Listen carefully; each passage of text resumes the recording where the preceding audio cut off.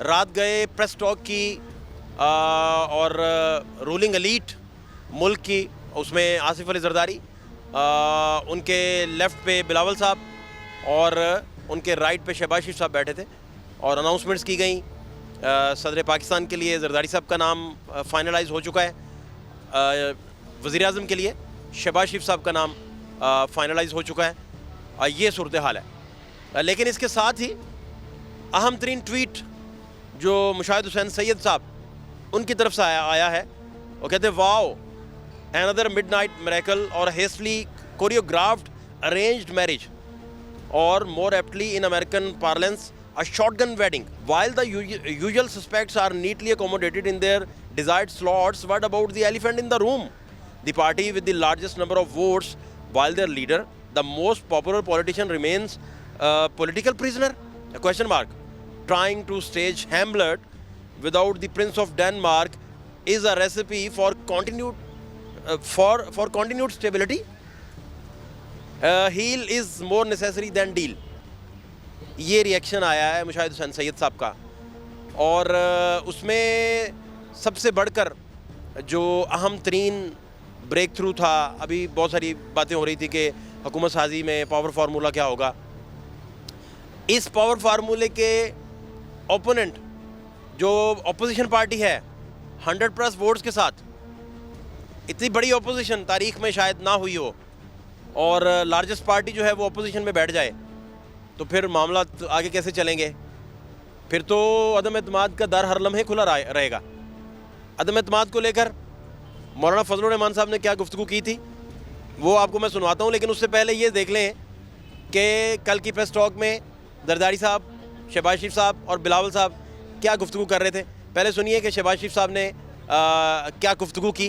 खुशी महसूस होती है, हम पीपल्स पार्टी के साथ मिलकर हमारे पास मतलूबा तादाद है, अब नई हुकूमत बनाने की पोजीशन में है। इत्तेहाद का ये भी फैसला है, इंशाअल्लाह हमारे पास मतलूबा तादाद है कि हम मुतफ़क्का तौर पर प्रेसिडेंट आसिफ जरदारी साहब को आइंदा का सदर 5 साल के लिए मुंतखब करवाएंगे। शुक्रिया अदा करता हूँ अपने कायद मियां मोहम्मद नवाज शरीफ का और अपने इन साथियों का, इत्तेहादियों का, जिन्होंने मुझ नाचीज़ को एक मरतबा फिर उम्मीदवार नामजद किया है।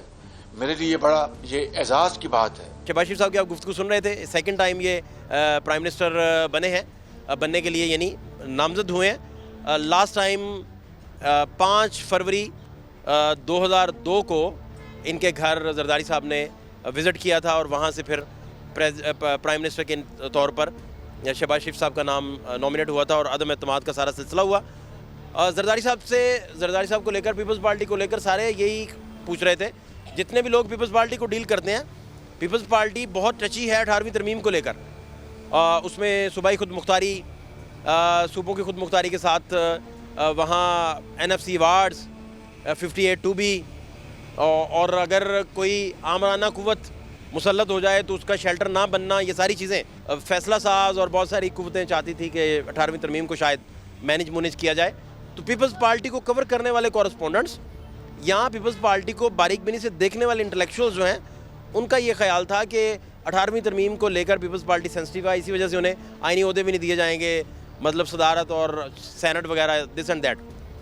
जरदारी साहब से कल और बिलावल साहब से इस मामले को लेकर क्या मैंने सवाल किया वो ज़रा देखिए। सर 18वीं तरमीम की कोई गारंटी भी सर ली है जी कि नकब ना लगे उस पर जी? जरदारी साहब वो 2/3 मेजॉरिटी से बनी हुई है बेटा। नहीं, वो शहबाज शरीफ साहब और बाकी मिलके किसी और पेज पे चले जाते होते हैं कई दफ़ा। 18वीं तरमीम का नकब की कोई गारंटी ली है सर? वो कोई कुछ नहीं कर सकते। जरदारी साहब कह रहे हैं कि 2/3 मेजॉरिटी चाहिए। अगर नकब लगता है कभी पार्लियामेंट में 18वीं तरमीम को, तो फिर शहबाज शरीफ, मौलाना फजलुर रहमान, MQM और इमरान खान, ये सारी पार्टियां एक तरफ चले जाएं तो फिर कौन बचेगा? फिर जरदारी साहब और सिर्फ नवाज शरीफ साहब, जो पता नहीं इस दफ़ा पार्लियामेंट में हल्फ भी लेते हैं या नहीं लेते, या क्या सूरत हाल बनती है। तो नकब लगने के लिए ये भी मसाइल हैं। मलिक अहमद खान साहब से हमने पूछा कि पार्टियाँ सारी, क्योंकि रात बड़ी इंपॉर्टेंट थी, अनाउंसमेंट की रात थी, उसमें सारी चीज़ें डिस्कस हुई, तो उनसे भी पूछा कि धांधली को लेकर उन्होंने कहा ये तो 2014 से धांधली कर रहे हैं, धांधली का शोर मचाए बैठे हैं। वो क्या गुफ्तगू थी वो भी ज़रा सुनिए। सर सारा फार्मूला तय फिर पा गया, लेकिन सर ये सबसे बड़ा जो एड्रेस करना पड़ेगा इशू, वो तो तहरीकें जो धांधली धुंधली के खिलाफ और ये सारी चीज़ें जो उठी हुई हैं आजकल। वो 2014 से लगे हुए हैं। अब इस सारी सिनरी में नवाज शरीफ साहब का माइनस होना बहुत बड़ा सवालिया निशान है नून लीग के लिए।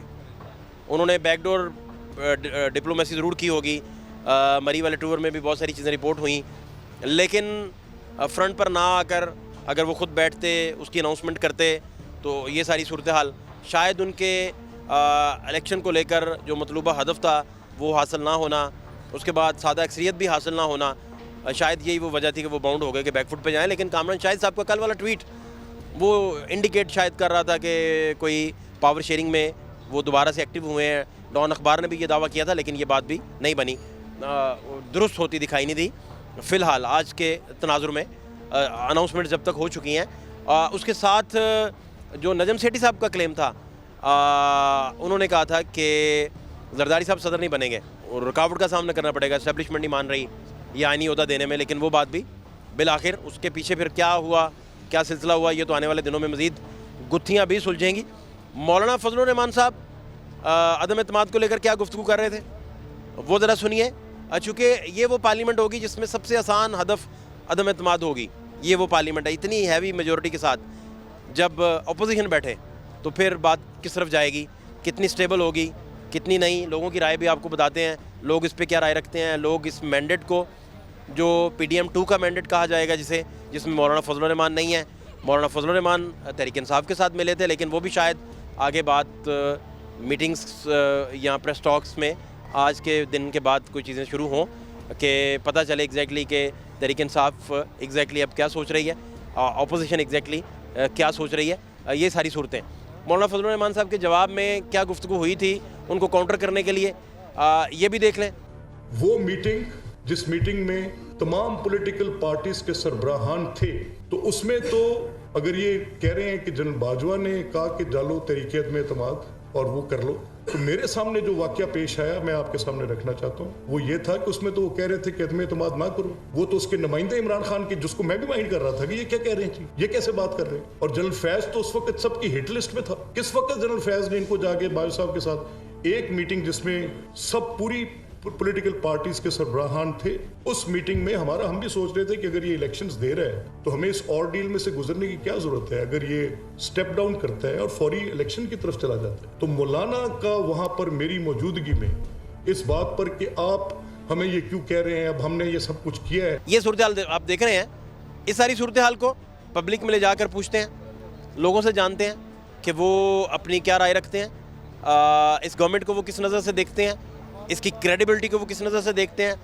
इसका मसल्स दिखाकर काम करना, हैवी मैंडेट से काम करना, या ये हंग पार्लियामेंट होते हुए इत्तेहादियों का बहुत सारा प्रेशर होना और शहबाज शरीफ साहब की डिलीवरेंस, और फिर इसको लेकर फ़ैसला तो होना है कि डिलीवर कैसे करती है, महंगाई को कैसे कंट्रोल करती है, IMF के साथ मामला कैसे होते हैं, आपका फ़ौरन जो पूरी दुनिया के साथ राब्ता है वो कैसे होता है, और सबसे बढ़कर आप ह्यूमन राइट्स को लेकर इस मुल्क में कितने बेहतर तरीके से ह्यूमन राइट्स का जो इंडेक्स है उसे बेहतर कितने में कितना रोल प्ले करते हैं, और सबसे बढ़कर ये हुकूमत अपोजिशन को साथ लेकर चल पाएगी, नहीं चल पाएगी, यही आज का अहम तरीन सवाल है।